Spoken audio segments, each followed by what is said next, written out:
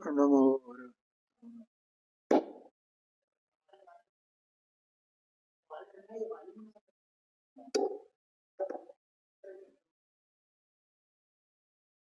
करें प्रारंभ करें। नमो नमो वज्राय निज स्वरूप को परम रस जाने भरियो अपार बंधु परमानंदमय समय सारे अविकार।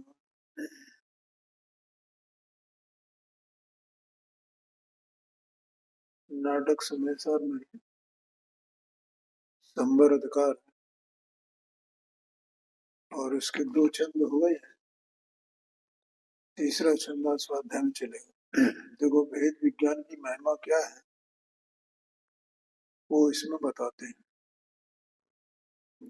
पहले अपन ये पाठ करते हैं इसका। शुद्ध सुछंद अभेद अबाधित भेद विज्ञान सुतीक्षण आरा अंतर भेद स्वभाव विभाव कर जड़ चेतन सो जिनके ओर उपजो नरु चैतन्य को पर संग सहारा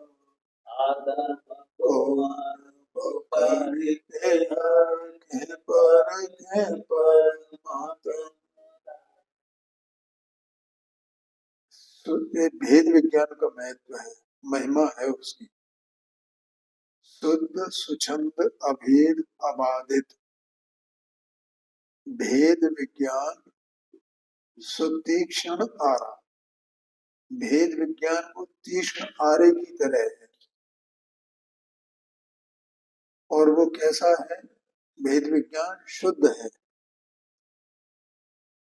स्वच्छंद है, अभेद है और अबाधित है। शुद्ध क्यों कहा?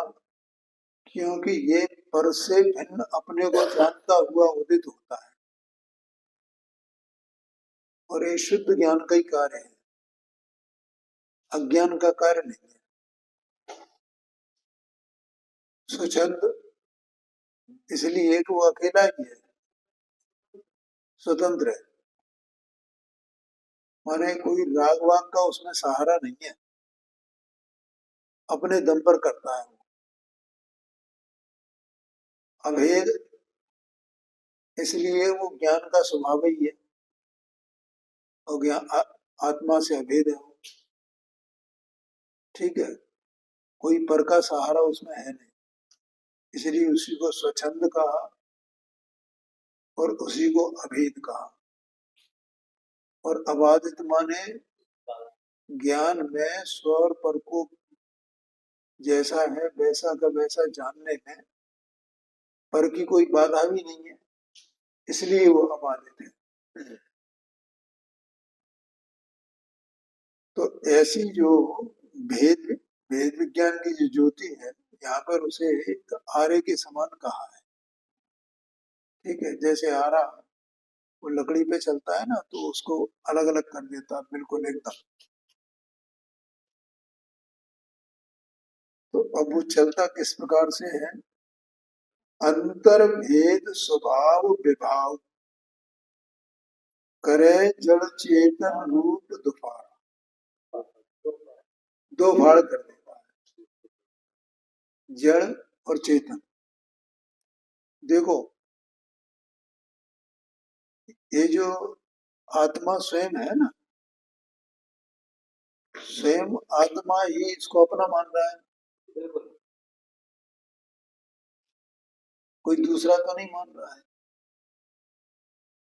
इसी का नाम अज्ञान है। देह मन वाणी ये मैं हूं, ऐसा मान के बैठा। तो इसने अपने में मिला रखा है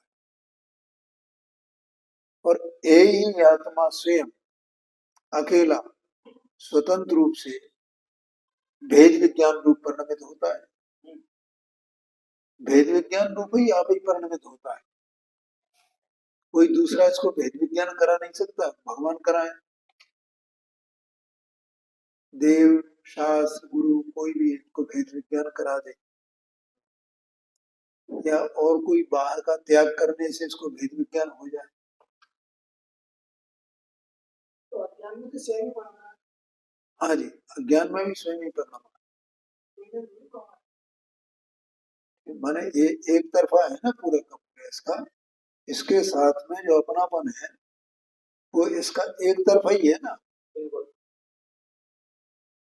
उसमें तो ज्ञान ही नहीं है, जो जड़ है चेतन है। तो वो जिसमें ज्ञान ही नहीं है वो कैसे इसको अपना माने और जाने, आत्मा को कैसे अपना माने जाने। ज्ञान तो आत्मा में ही है, चेतना तो आत्मा में ही है।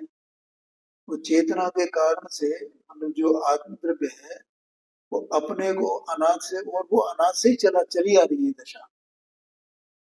कैसी दशा? कि आपको आप रूप जैसा है वैसा नहीं जानना और दूसरे पदार्थों को अपने में मिलाकर के अपने अस्तित्व को मानना, ये बात है। अपने अस्तित्व को ऐसा मानना है, और ये मिला है नहीं। तो भेद विज्ञान क्या, कैसे दो फाड़ कैसे करेगा? कि बस वो और कुछ नहीं है। वे तो पदार्थ जहां के तहां जैसे हैं वैसे के वैसे ही रहते हैं। देह देह रूप ही रहती है, राग राग रूप ही रहता है, ज्ञान ज्ञान रूप ही रहता है। अज्ञान दशा हो तो भी वैसे के वैसे ही रहते हैं, और ज्ञान दशा हो तो भी वैसे के वैसे ही रहते हैं। केवल जानने की बात है। हाँ, बस उसने जो है, जो भेद विज्ञान हुआ, भिन्नता का ज्ञान, तो भिन्नता का ज्ञान ही बस वो उसको ये विशेषण दे दिए कि दो फाड़ कर दी उसने। क्या दो फाड़ कर दी? कि ये अलग और ये अलग है, ऐसा वो बस अपने ज्ञान में उसे प्रकाशित हो गया, इसका नाम दो फाड़ा कर दिया उसने। कि यह किसी में कुछ नहीं है। अंतर भेद स्वभाव विभाव, मैंने दो प्रकार से भेद किया। एक तो जड़ और चेतन का, और एक स्वभाव और विभाव का। ध्यान में है ना? ऐसा भेद विज्ञान एक काम नहीं करता, वो दोनों काम करता है। भेद विज्ञान होगा पहले लिखा अंतर्भेद स्वभाव विभाव, करे जड़ चेतन रूप दोबारा। तो ये देह देह में पड़ी है, मैं मुझ में हूँ, और मेरी अवस्था में जो रागादिक भाव है भी मेरा स्वरूप नहीं है। ज्ञान ही मेरा स्वरूप है, चेतना ही मेरा स्वरूप है, आनंद ही मेरा स्वरूप है, दुख मेरा स्वरूप नहीं। पर द्रव्य जन्य जो शुभाशुभ भाव हैं, और परद्रव्य जन्य जो सुख सुख दुख है, वो मेरा स्वरूप नहीं है। मैं तो केवल ज्ञान का घनपिंड हूँ, ज्ञान स्वरूप हूँ, ऐसा जानता है। ठीक है, तो ये अंतर में ऐसा जानना और बाहर में ये दोनों को भिन्न भिन्न करना। अब मेरी सत्ता न्यारी और जड़ की सत्ता न्यारी, इस सत्ता अपेक्षा से भेद विज्ञान, और अंतर में स्वभाव और विभाव के अपेक्षा से भेद विज्ञान, ऐसा समझना। तो जिनके उर्मे उपजो, जिनके हृदय में वो जो उत्पन्न हुआ है, न रुचे तिनको पर संग सहारा। जिनको ये उत्पन्न हुआ है तो उन्हें पर का संग नहीं रुचता है। ख्याल में आया कि नहीं? क्यों? क्योंकि वे अपनी स्वतंत्रता को, अपनी शक्ति संपन्नता को, अपनी परिपूर्णता को अपने निरालंबपने को, अपने अकेलेपन को पहचानते हैं। ऐसी उन्हें अपनी पहचान हो गई है। मैं अपने में परिपूर्ण हूँ, स्वतंत्र हूँ, मुझे किसी पर का संग नहीं चाहिए, ऐसा है। न संग चाहिए न सहारा, न सहारा चाहिए, स्वतंत्र हूँ मैं, अपने से परिपूर्ण हूँ। वैसे भी देखो, आत्मा का स्वभाव देखो, तो ये स्वयं अपने से जानने देखने वाला है कि पर से जानने देखने वाला? अपने से जानने देखने वाला। और भले ही अभी अज्ञान दशा है, तो अभी ये अकेला ही श्वास भावरूप अकेला स्वतंत्रपने परिणमता है। ये इस जीव को खबर ही नहीं है कि मैं अकेला ही परिणमता हूँ, अकेला ही हूँ। मतलब परद्रव्य जो कर्म है, वो कर्म मुझ में राग द्वेष उत्पन्न नहीं करते हैं, सुख दुख उत्पन्न नहीं करते हैं। कौन सा पर पदार्थ को सुख दुख उत्पन्न कर रहा है क्या? ये आप ही परिणमने लगा है। हाँ, माने ये सत्स्वरूप वस्तु है ना, अपने से ही ऐसा है ये, कोई कुछ कर नहीं रहा है इसमें, ये बात है। ठीक है, तो ये बात अपन अभी जान रहे हैं इस बात को कि वो अ, अज्ञान में इसके जितने परिणाम होते हैं, वे भी सब स्वतंत्रपने होते हैं ना। कौन कराए इसको भी परिणाम? और जो पाप में परिणाम है, वो कौन कराए? और पुण्य में परिणाम कौन कराए? देवशास्त्र गुरु कराए क्या? मंदिर कराए? शास्त्र कराए? कौन कराए? कोई पंडित कराए? कोई नहीं करा रहा है। ऐसा स्वतंत्रपने परिणमता है। तो जब भेद ज्ञान हुआ, तब तो उसे बिल्कुल एकदम अंदर में ये पूरा का पूरा सब समझ में आ गया, ये भेद विज्ञान का महत्व है कि एक परद्रव्य बिल्कुल अलग और मैं बिल्कुल अलग। ठीक है, और मेरा जो स्वभाव, ज्ञान दर्शन स्वभाव मेरा, चेतना स्वभाव मेरा, आनंद स्वभाव मेरा, ऐसा पूरा का पूरा अनंत शक्ति संपन्न अभी मैं हूं। मुझे क्या बनना है? मुझे कुछ बनना है? अरे जो अभी पूर्ण है, तो उसे क्या बनना है? कहाँ जाना है? क्या लाभ लेना है? परद्रव्य से कोई मुझे लाभ चाहिए? हाँ जी, बिल्कुल बिल्कुल, बहुत बढ़िया, अच्छा उदाहरण दिया। अपने मैं हूँ स्वयं में पूर्ण, पर की मुझ में कुछ गंध नहीं, गंध भी नहीं है मुझ में पर की, ऐसा परिपूर्ण, ऐसा वो जानता है। मैं इसका जो ज्ञान है, वो ज्ञान ऐसा पर को परपने, आपको आपने, जड़ को जड़पने, अजीव को अजीबपने और चेतन को चेतनपने ऐसा प्रकाशित करता है। और राग द्वेष इत्यादि जो दोष हैं, उन दोषों को दोषोंपने और अपने स्वभाव निर्दोष स्वभाव को निर्दोषपने ऐसा प्रकाशित करता है वो ज्ञान। बस एक समय भेद ज्ञान प्रकट हो गया है, वो ऐसा प्रकाशित कर रहा है।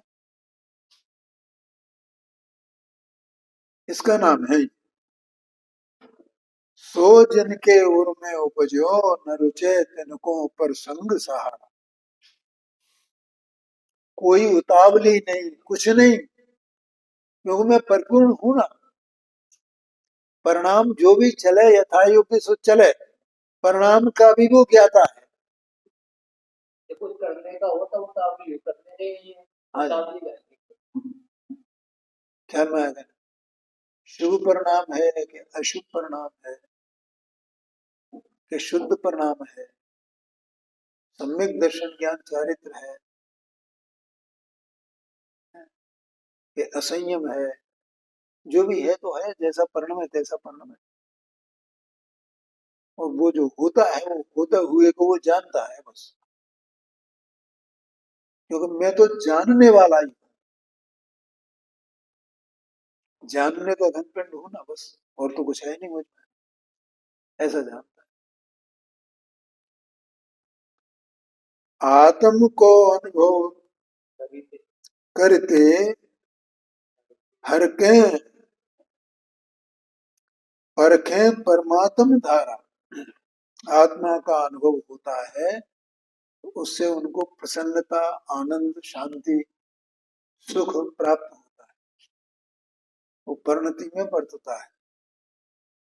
और परखे परमात्म धारा माने मैं अभी परिपूर्ण हूँ, जो अभी बोला ना मैं भगवान हूँ, ऐसा अंदर में परिपूर्ण हूँ, इसका नाम परमात्म धारा, परखे परमात्म धारा, ऐसा इसका आशय है। देखो अर्थ दिया है यहाँ पर, शुद्ध स्वतंत्र एक रूप निराबाद भेद विज्ञान रूप तीक्ष्ण करोत भीतर प्रवेश करके स्वभाव विभाव और जड़ चेतन को जुदे जुदे कर देता है। कर देता है माने जान देता है, प्रकाशित कर देता है, इसका नाम है कर देता है। तो आत्मा ज्ञान स्वरूप वस्तु है ना, तो वो जो कुछ भी करेगा माने ज्ञान से करेगा वो। और ज्ञान क्या करता है कि जानता है, तो वो जान लेता है बस, इसका नाम करता है। आत्मा के जो हाथ पैर है वो क्या है? ज्ञान दर्शन जो उपयोग है ना, बस वो उपयोग ही उसके हाथ पैर है। ये बाहर की क्रिया जितनी है वो तो आत्मा की है नहीं ना, तो उससे आत्मा क्या करे? तो आत्मा की ही नहीं है। जो कोई ये मानता हो कि नहीं नहीं ये क्रिया करने ऐसा ऐसा लाभ होता है, आत्मा को ऐसा लाभ होता है, ऐसा लाभ होता है, वो मिथ्या दृष्टि है। और ये क्रिया करनी चाहिए, क्रिया करनी चाहिए, क्रिया करनी चाहिए, वो ये जानता ही नहीं कि आत्मा प्रकृति की क्रिया करता ही नहीं है, और न प्रकृति की क्रिया से कोई लाभ है, ऐसा नहीं जानता, ऐसा नहीं मानता।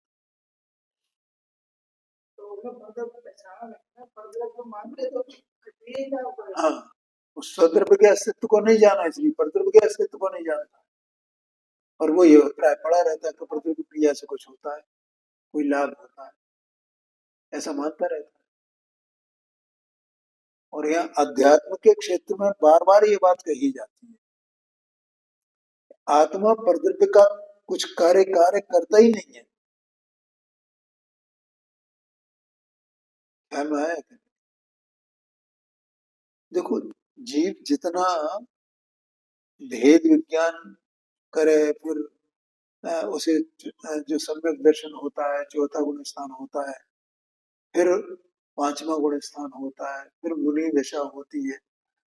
तो अब पांचवें गुण स्थान में क्या होता है, मतलब चौथे गुण स्थान में क्या होता है? चौथे गुण स्थान में संयम होता है, चारित्र की अपेक्षा से अपन देखें तो। पांचवें गुण स्थान में एक देश संयम होता है, और मुनि दशा में सगल संयम होता है। ठीक है, तो अब ये आत्मा इनको करता है कि नहीं करता है, ऐसा प्रश्न आ जाता है। आत्मा करता है कि नहीं? आत्मा अध्यात्म की दृष्टि से अपन बात कर रहे हैं कि आत्मा करता है कि नहीं करता है, नहीं करता है कि नहीं, करता ही नहीं है।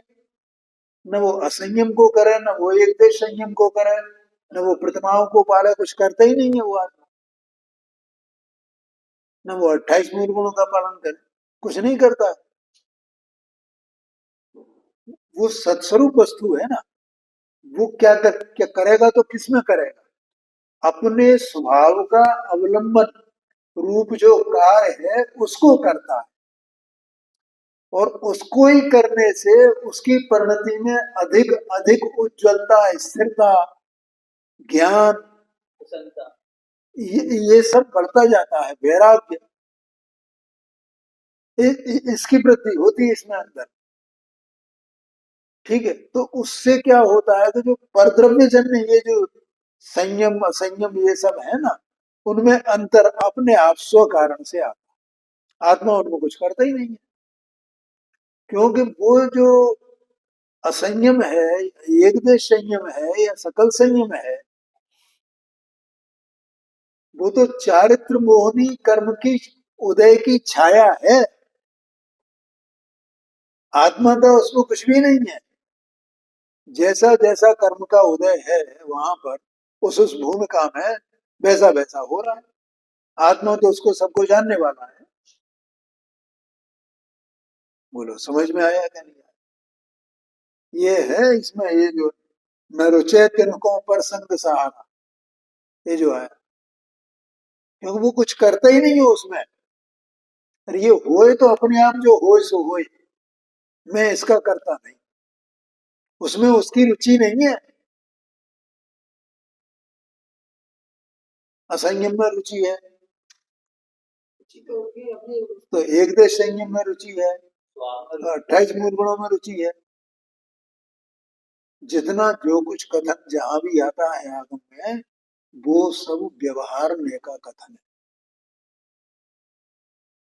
निश्चय से आत्मा करता नहीं है भैया। ख्याल में आया कि नहीं? बोलो भैया भगवती में सूक्ष्म बात है, शांति से समझने की बात है।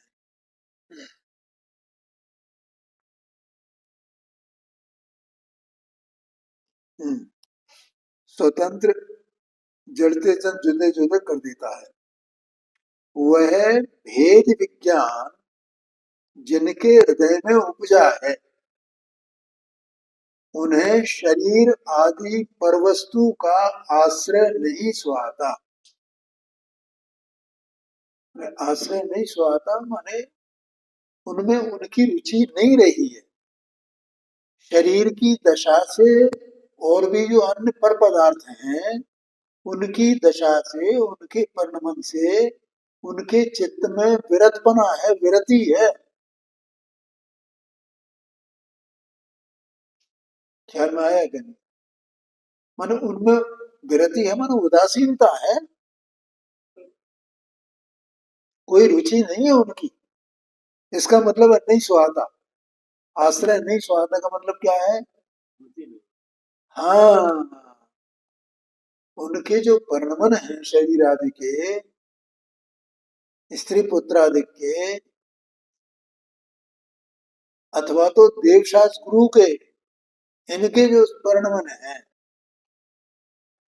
इनके परिणमनों में उसे कोई रुचि नहीं है, माने वो उनसे उदासीन है। क्या ना भैया, देखो कोई प्रश्न तो पूछ लेना, सूक्ष्म बात है, शांति से समझने की बात है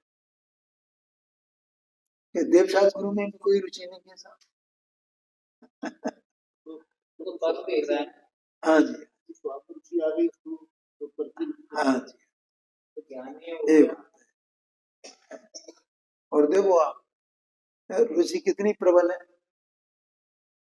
अब वो सब व्यवहार, मतलब वो जो रुचि जो अपन कहते हैं, वो सब उसका उस काल में वैसा राग की दशा है।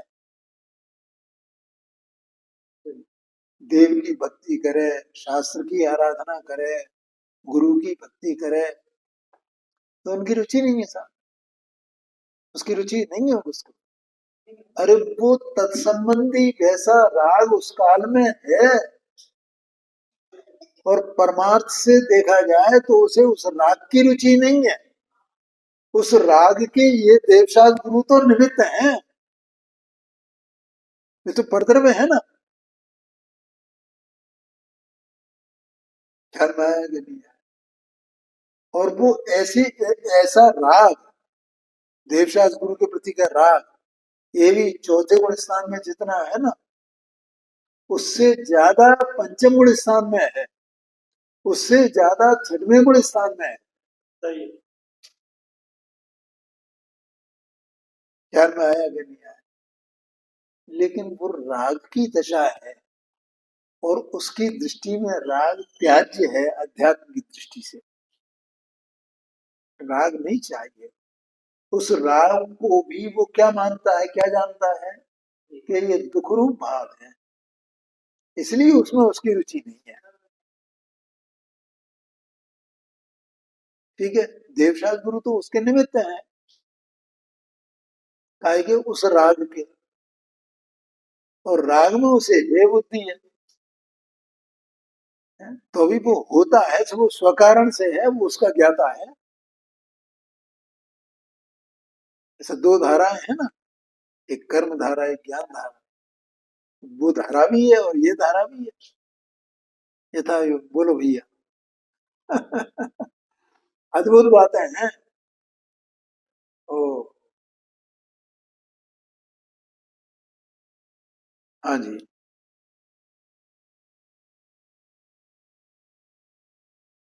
आश्रय नहीं सुहाता, वे आत्म अनुभव करके प्रसन्न होते हैं और परमात्मा का स्वरूप पहचानते हैं, निज शुद्धात्मा का स्वरूप पहचानते हैं। अब यहाँ भावार्थ भी दिया है इसका। ज्ञान प्रभाव से रहित है, इसलिए शुद्ध है। तो आश्रित है ना पूरा ज्ञान, अपने द्रव्य के आश्रित है, अपनी सत्ता के आश्रित है। निज पर का स्वरूप बतलाता है, इसलिए स्वच्छंद है, स्वतंत्रता से। इसमें कोई परवस्तु का मेल मिलाप नहीं है, इसलिए एक है। नए प्रमाण की इसमें बाधा नहीं है, इसलिए अबाधित है। ख्याल में आया ना? माने इसमें कोई आत्मा का ज्ञान, आत्मा को आत्मा पने जाने और पर को परपने प्रकाशित करे, इसमें नए प्रमाण की तो कोई बाधा है ही नहीं, ये तो ज्ञान का स्वरूप है।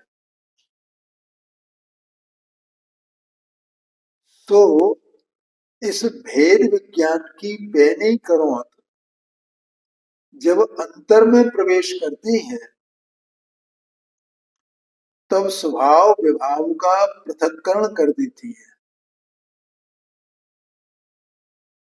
जड़ चेतन का भेद बतलाती है। इससे भेद विज्ञानियों की रुचि पर द्रव्य से हट जाती है।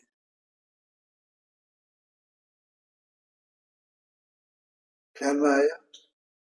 परद्रव्य माने, आगे बात आ रही है, लेकिन परद्रव्य माने तो पूज्य गुरुदेव सिंह जो है वो देवशास्त्र गुरु, ये भी परद्रव्य है, परद्रव्य है ना। अभी बताया ना कि वो जीव जो विरत होता है, तो इनसे विरत होता है, ये तो परद्रव्य है, इनसे क्या विरत होगा। पर इन संबंधी जो अनुराग है, उस अनुराग से विरक्ति है उसकी, ये बताया था ना अभी। हाँ जी, हाँ जी। क्योंकि वो उनके प्रति का जो अनुराग है, राग है, वो राग तो कथनचित अपना है, कथनचित, लेकिन वो दुखमय भाव है और अपना आत्मा सुख का निधान है। तो किसका आश्रय करे, कौन रुचे उसे। उसके अभिप्राय में ऐसा निर्णय है कि मेरा आत्मा आनंद का निधान है, और देवशास्त्र गुरु ये परद्रव्य हैं, इनकी दृष्टि, इनके प्रति राग, ये दुखमय भाव है, सुखमय भाव नहीं है। इसलिए वो परद्रव्य से उसकी रुचि हट जाती है, ये आशय। देखो यहाँ कहा ना, वे धन परिग्रह आदि में रहें, तो परद्रव्य से हट जाए, मान तो परद्रव्य का मतलब धन परिग्रह ही मत समझना, कि परद्रव्य से माने धन परिग्रह, या स्त्री पुत्र आदि के परद्रव्य है, या इज्जत आबरू ये परद्रव्य है, पर देवशास्त्र गुरु भी ये भी परद्रव्य है, तत्संबंधी अनुराग ये भी परद्रव्य है। अपने शरीर को परद्रव्य मानना होगा, जानता हूँ। नहीं तो आ गया ना ऊपर, जड़ चेतन करे दोबारा ये आया ना, तो पर तो वो तो अपने से पर है। हाँ जी, पर नहीं तो विद्वान, हाँ, तो ये भी तो पर है। तो इसको, इस शरीर को, शरीर मन वाणी ये सब और द्रव्य कर्म ये सब, इनको अगर परद्रव्य नहीं मानेगा प्राइमरीली, तो उनको परद्रव्य कैसे मानेगा? समझ गए ना? पहले में पहले तो यहीं से भेद विज्ञान हुआ, वे तो सेकेंडरी है।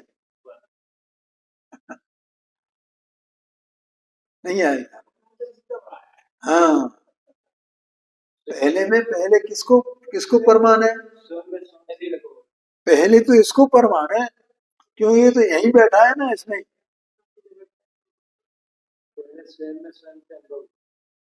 क्या बोला पीछे से? हाँ हाँ, पहले तो इसी को परमान है। वे तो दूर के हैं सब, स्त्री पुत्रादि देवशाह गुरु, ये तो दूर को बाहर के हैं ना। ख्याल में आएगा ना? देखो, आत्मा और शरीर का जो संबंध है, तो ये अनुपचरित असद्भुत व्यवहार नय से इसको संबंध कहा जाता है। कौन से नय से? असद्भुत, अनुपचरित असद्भुत व्यवहार से इनका, आत्मा का और इनका संबंध कहा जाता है। और स्त्री पुत्रादिक का उद्देव शास्त्र गुरु का उपचरित असद्भुत व्यवहार में से का माने उसमें तो उपचार आता है, लेकिन इसमें कोई उपचार नहीं है, ये बिल्कुल एक शास्त्रवाही संबंध है ना। लेकिन ये भिन्न भिन्न है, वास्तव में तो भिन्न भिन्न है, फिर इनको एक कहा गया। तो अनुपचरित असद्भुत व्यवहार है, इसमें उपचार भी नहीं आता है, लेकिन उनके साथ में जो दूर के हैं उनमें अपनेपन का जो उपचार है वो दूर दूर का वो उपचार है, दूर के हैं वो, इसलिए। और इसमें तो वो उपचार भी नहीं है, ये दूर का हो तो उपचार हो, लेकिन सत्ता न्यारी है इसकी और उसकी सत्ता न्यारी है। तो इसलिए सबसे पहले वेद विज्ञान कहाँ होगा? ये अनुपचरित में, ए न्यारा और मैं न्यारा। जब इसको जान लेगा वो तो फिर अपने आप उसको जान ही लेगा। हाँ जी, और जान क्या लेगा उसमें फिर, और पहले ऐसा कुछ भेद नहीं है, वो तो एक ही समय में जान रहा है। ज्ञान प्रकट हुआ ना, तो क्रम से नहीं जानेगा वो, ये अभी इसमें आया ना, राग को भी पर जाना और शरीर को भी पर जाना अपने स्वभाव से। ज्ञान जो है ना, ज्ञान जानने वाला, ये ज्ञान किसका है? स्वस्वामी संबंध की अपेक्षा से आत्मा का है कि शरीर का है कि जीवों का है कि शास्त्र का है? आत्मा का है।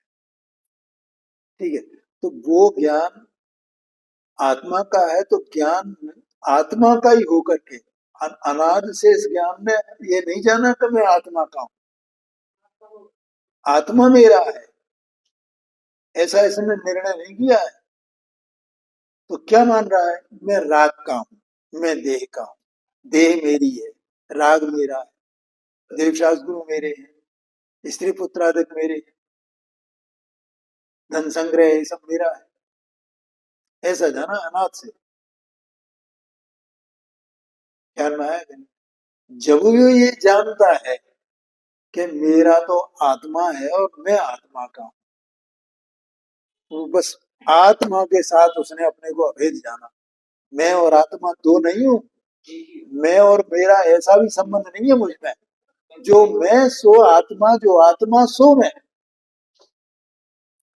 इसका मतलब जो मैं सो शरीर नहीं, जो शरीर सो मैं नहीं, जो राग सो मैं नहीं, जो मैं सो राग नहीं, जो मैं सो देवशास गुरु नहीं, जो देवशास गुरु सो मैं नहीं, मेरा कोई संबंध है ही नहीं इनसे, मैं पूरा स्वतंत्र अकेला पदार्थ हूं, ऐसा जाना है। इसलिए प्रथम में मैंने वो तो आपने जो बोला ना कि ऐसा जानेगा तो फिर उसको वैसा वैसा जानेगा, ऐसा फिर का कोई काम नहीं है। एक साथ, ये बात है। हाँ जी, तो ऐसे परद्रव्य से हट जाती है, वो दृष्टि उसकी रुचि, वे धन परग्रह आदि में रहें, इन सब के बीच में रहें, समाज में रहें, सब कुछ रहे, धन रहे, परिग्रह रहे, राजपाट रहे, सब कुछ हो, चक्रवर्ती हो, बलभद्र हो, तीर्थंकर भी हो, गृहस्थ अवस्था में सब हो, तो भी बड़े हर्ष से परम तत्व की परीक्षा करके आत्मिक रस का आनंद लेते हैं। माने वो ज्ञान है ना, आनंद लेने वाला कौन है? ज्ञान। ज्ञान अपने को अकेला जान रहा है, अपने को परिपूर्ण जान रहा है, बस वो अपनी आनंद की धारा में रहता है। क्या है सारे जगत में क्या हो रहा है, देह में क्या हो रहा है, सब सबसे उदासीन है। ऐसा है, जगत में क्या हो रहा है उसकी उसे परवाह नहीं है। आगे समझ, तो तीर्थंकर होते हैं, तीन ज्ञान के धारी होते हैं, कभी अपने पूरे जीवन काल में कभी अपने अवध ज्ञान का उपयोग नहीं करते। कितनी उदासीनता है, माने वो उन्हें उसकी कोई रुचि ही नहीं है उसकी। ये समझ लो क्या करें।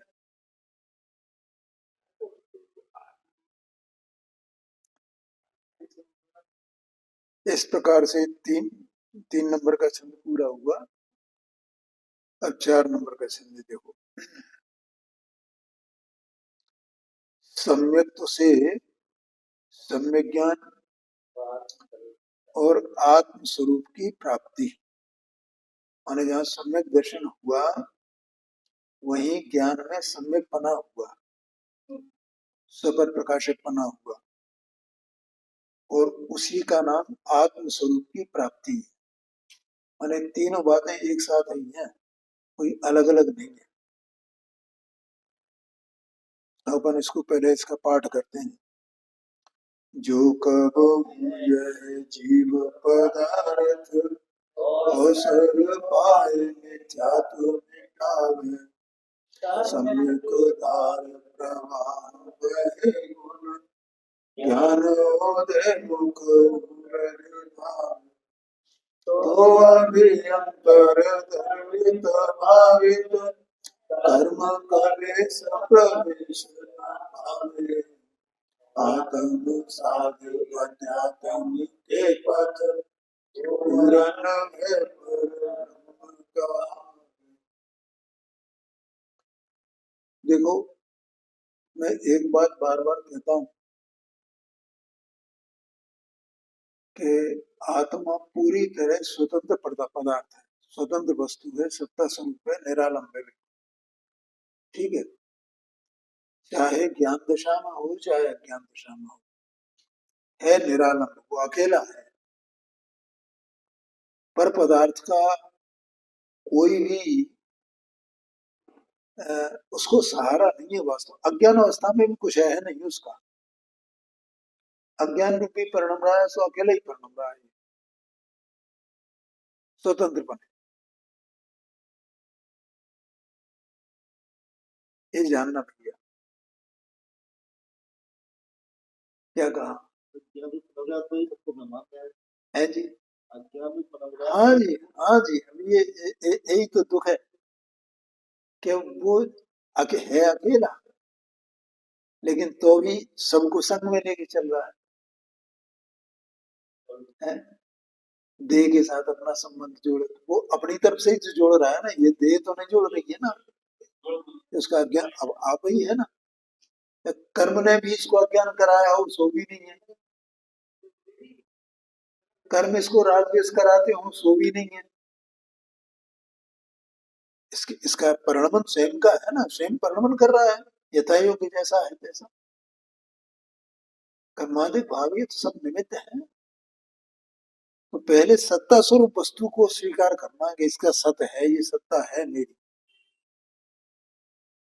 अब इस अनंत संसार में अनंत पंच परावर्तन इसने किए, तो इस अनंत संसार में ये भ्रमते भ्रमते भ्रमते भ्रमते काल लब्धि पा करके इसको ये 5 लब्धियां प्राप्त होती हैं और कर्ण लब्धि पूर्वक ये सम्यक दर्शन प्राप्त करता है। ये समझ लो, ब्रह्मदेव अपने कारण से। कौन कराए उसको? कोई किसी प्रकार से, कोई किसी प्रकार से, कोई किसी प्रकार से। ठीक है, तो वो यहाँ लिखा, जो कबहू ये जीव पदार्थ, ये जीव वस्तु, ये जीव पदार्थ, ये पदार्थ कहो वस्तु कहो, तो क्या बात बताती है? ये सत्स्वरूप वस्तु है ना, ऐसे परिभ्रमण करते करते करते करते करते करते। हाँ जी, जैसे अपने को अवसर मिला है यहाँ पर आकर, अब अपने को हो जाए तो हो जाए, ना होता ना हो। अवसर पाए मिथ्यात्व मिटावे, और ये मिटाएगा तो अपने से ही मिटाएगा। सम्यक दर्शन प्राप्त करेगा तो अपने से ही करेगा, कोई नहीं कराने वाला। कौन कराए? कौन समझाए? कौन बताए? इसकी योग्यता है, सारा का सारा दारोमदार इसकी शक्ति पर है, इस पे ही निर्भर है। कितनी रुचि है, कितना क्या है, कैसा ज्ञान है, क्या क्षोभसम है, जो जिनवाणी में बातें आई है या जो बताने वाला वक्ता बतावे, तो वहां सब जीव अपने अपने ज्ञान से, अपने अपनी योग्यता से उसको ग्रहण करते हैं। कौन ग्रहण करावे उसको? ख्याल में आया? अवसर पाए मिथ्यात्व मिटा, ऐसा उसका मिथ्यात्व मिटे, फिर क्या होता है? सम्यक धार प्रवाह बहे, गुण ज्ञान उदय मुख उरद धावे। माने सम्यक दर्शन की धारा प्रवाहित होती है और ज्ञान गुण जो है, वो जो औंधा था ना, वो सीधा हो जाता है। पहले उल्टा जानता था, उल्टा मानता था, उसमें ज्ञान में मिथ्या ज्ञान होता है ना। तो मिथ्या ज्ञान के 3 प्रकार हैं। तो मिथ्या ज्ञान का प्रकरण है ना मोक्षमा प्रकाशक जी में, तो उसमें पंडित साहब ने लिखा है 3 प्रकार। कौन कौन से? संशय, विपर्य और अनधिष्ठा। ऐसे 3 ये ज्ञान की दशा है। स्वयं ये जैसे अपन अपना द्रव्य है ना, इसको ज्ञान है ना, क्षोभ ज्ञान है। तो क्षोभ ज्ञान तो उतना को उतना जैसा ये बोलने योग्य है, ज्ञानावरणी कर्म का, मत ज्ञानावरणी सुज्ञानावरणी कर्म का, इनका जितना जो कुछ क्षोभ है, वीर्यांतराय कर्म का, दर्शनावरणी कर्म का, जो क्षोभ है उसके अनुसार ज्ञान की लब्धि इसको है। ठीक है, अब वो जो ज्ञान की लब्धि है,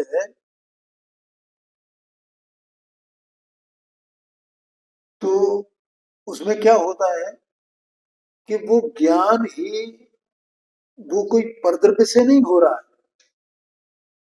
ठीक है, उस ज्ञान की लब्धि वो तो उसकी वैसी की वैसी बनी रहती है, और जैसे ही सम्यक दर्शन हुआ तो उसमें से वो संशय, विपर्य, अनध्यवसाय, ये जो था ना ज्ञान की लब्धि के साथ में, अज्ञान दशा में इसको संशय, विपर्य, अनध्यवसाय ये पड़े रहते हैं, संशय बना रहता है। जैसे अपन है, तो अपने को स्पष्टता नहीं है वस्तु स्वरूप में, स्वद्रव्य की, परद्रव्य की, ऐसे ज्ञान में स्पष्ट है। झक्काटा जिसे मैं कहता हूँ, तो झक्काटा हो जाएगा, सब कुछ जैसा है वैसा का वैसा, जो जिसका है जैसा है। और वो विपर्य में पंडित जी साहब ने 3 बातें लिखी है वहां, स्वरूप विपर्य, भेदाभेद विपर्य, कारण विपर्य। तो अपनी माने ज्ञान में कितना विपरीतता है हमें, मतलब स्वरूप विपर्य पड़ा हुआ है, भेदाभेद, कौन किससे भेद रूप है, कौन किससे अभेद रूप है, हमें कुछ पता ही नहीं है। इसका कौन सा परिणाम किस अपेक्षा से वो भेद रूप है, किस अपेक्षा से अभेद रूप है, कुछ पता नहीं है ना। ये किसको पता नहीं है? ये ज्ञान को पता नहीं है, और वो ज्ञानी तो मैं हूं ना। तो ज्ञान में संशय, विपर्य, अनध्यवसाय पड़ा, वो सम्यक दर्शन हुआ वहां, वो सब मलिनता सब गई, एकदम उज्ज्वलता प्रकट होती है। उज्ज्वलता के साथ में आनंद प्रकट होता है, क्योंकि एकदम सब कुछ वो जैसा है वैसा का वैसा जान गया। इसलिए निराकुलता होती है, इसलिए निराकुलता होने से आनंद होता है।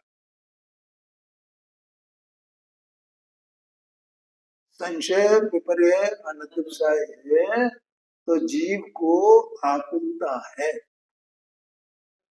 और जब संशय विपर्य अनतिपसाय का अभाव हुआ सम्यक दर्शन पूर्वक, वहां उसमें वो आकुलता नहीं रही, तो आनंद हो गया उसको, ये समझना। इसलिए कहा ज्ञान उदय मुख उरद धावे, सीधा हो जाता है, ऊपर की ओर दौड़ता है, आगे की ओर, ऊपर की ओर बढ़ता है।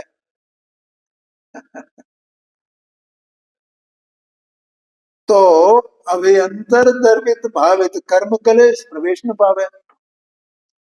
न तो द्रव्य कर्म, माने द्रव्य कर्म का आश्रव बंध रुक जाता है, और भाव कर्म भी रुक जाता है, वो भी ठहर जाता है, वो प्रवेश न पावे।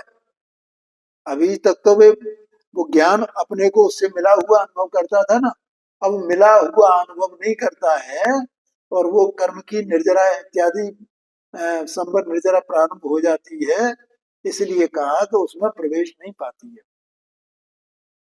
ऐसा कहते हैं। आत्म साध अध्यात्म के पथ, अध्यात्म के पथ पे है, अध्यात्म का मार्ग उसे मिल जाता है, आत्मा का मार्ग, आनंद का मार्ग मिल जाता है, और दुख का मार्ग वो छूट जाता है। अभी दुख तो कुछ काल तक रहेगा साथ में,